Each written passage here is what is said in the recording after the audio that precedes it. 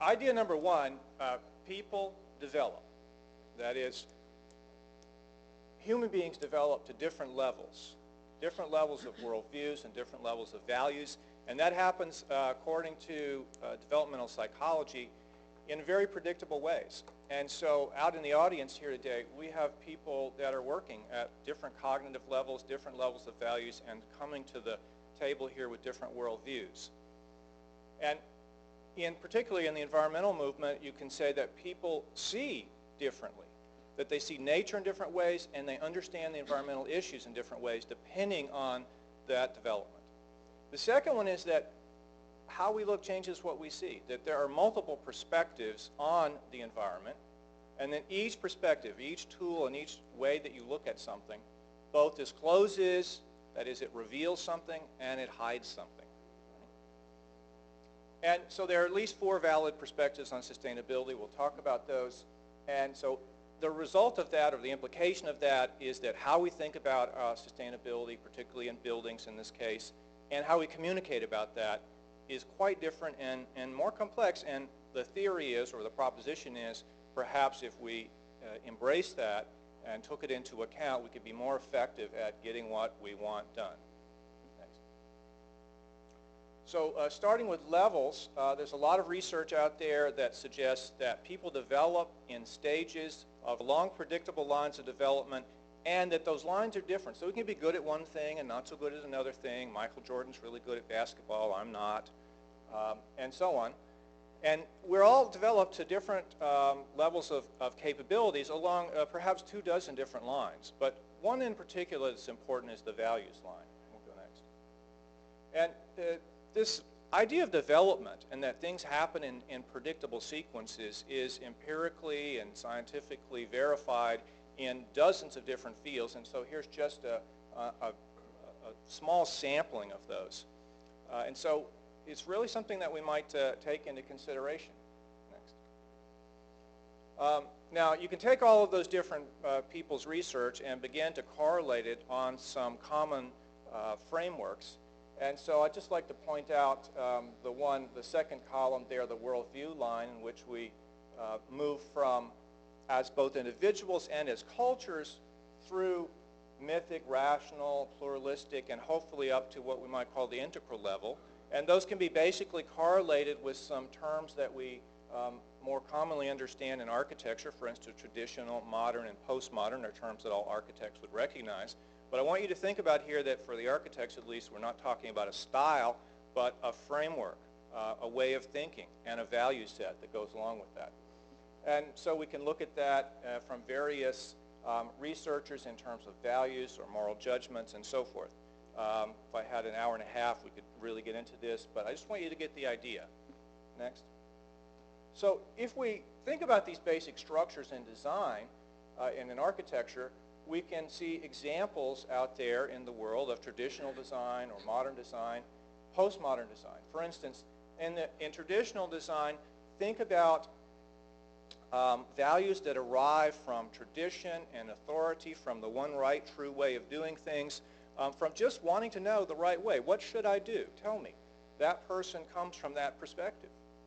So the classical traditions, for instance, in architecture, or building code officials, or very conservative neighborhoods that develop covenants about what thou shalt do in one's mailbox. It all has to be brick and have an arch on the top, for instance. There's a couple of neighborhoods like that in Knoxville.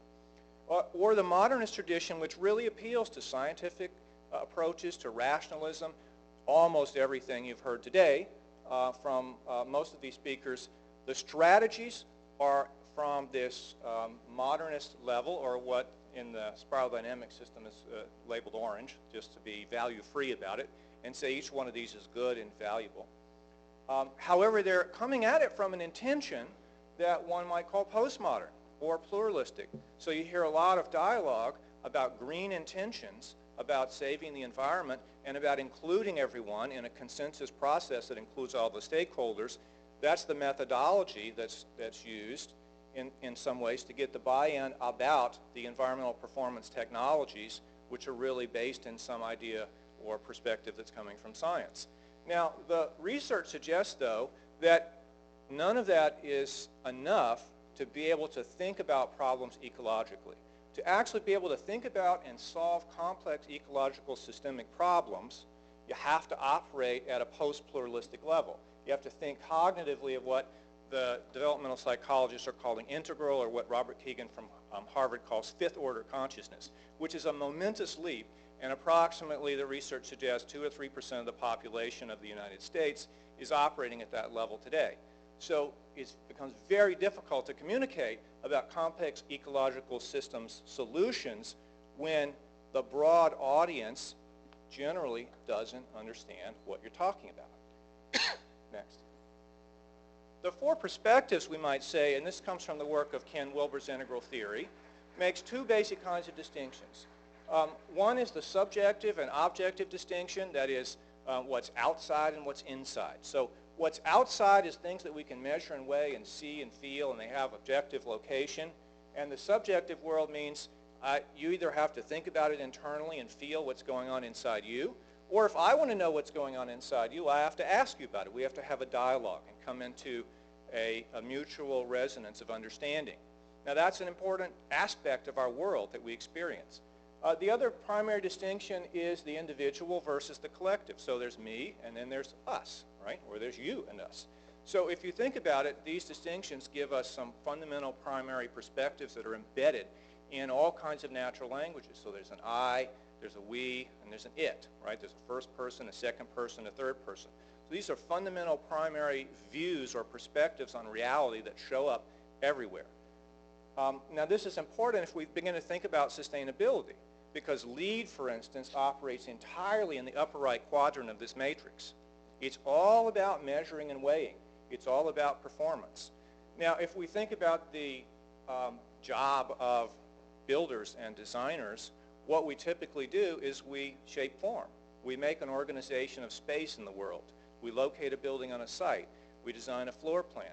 So if the question is about shaping form, in the upper right, we're all interested in shaping form to maximize performance. That's very important.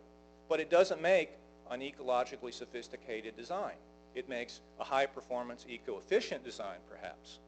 But it doesn't make one that, in the lower right, shapes form to guide flow. It doesn't necessarily look at all the processes that are going on the site and ask the question, how does the building help to complete that ecological pattern of that particular place? So the complex ecological thinkers say, oh, okay, bad guys in the upper right, they're reductionists, right? We're going to be holistic. We're going to think like this lower left here. We're going to make the city like an ecosystem, right?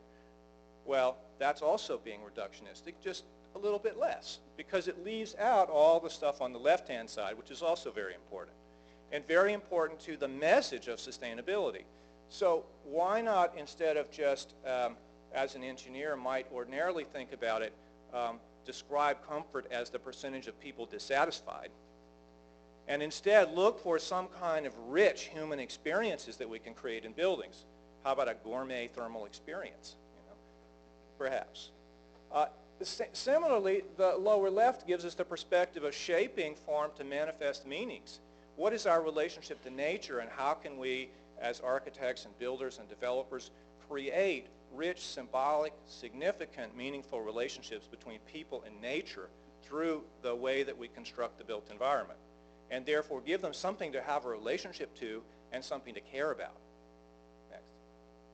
So the big picture, there's 4 quadrants to sustainability. There's 4 mutually reinforcing, co-rising, important perspectives. They're all valuable. If we leave one out of the picture, we're not communicating to someone in the audience.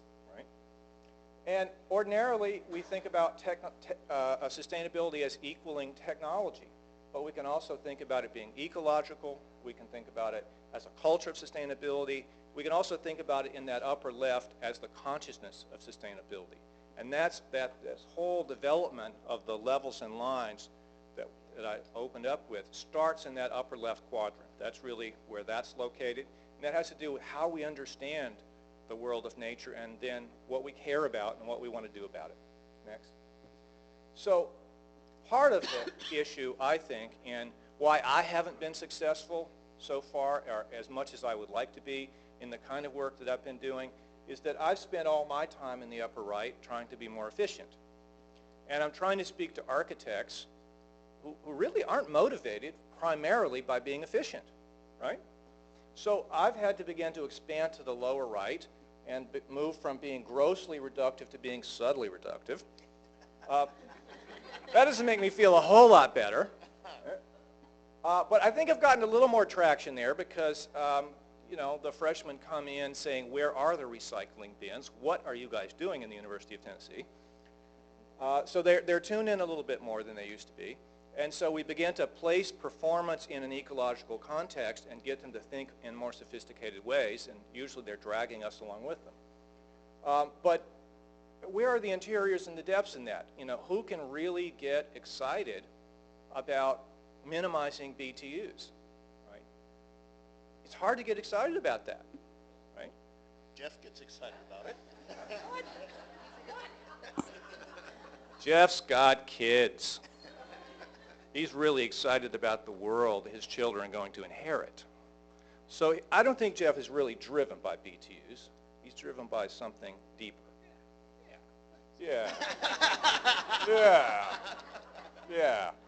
BTUs are incredibly important. I don't want to say that they're not, right? But we have a reason for doing it, and the reason for doing it arises from the left side of this matrix here. Okay. Next. So integral sustainability, we might have a couple of questions. What important capacities are left out of our current approaches? So if we're just talking about primarily from one quadrant, what are we leaving out that's important that might make our approaches more successful?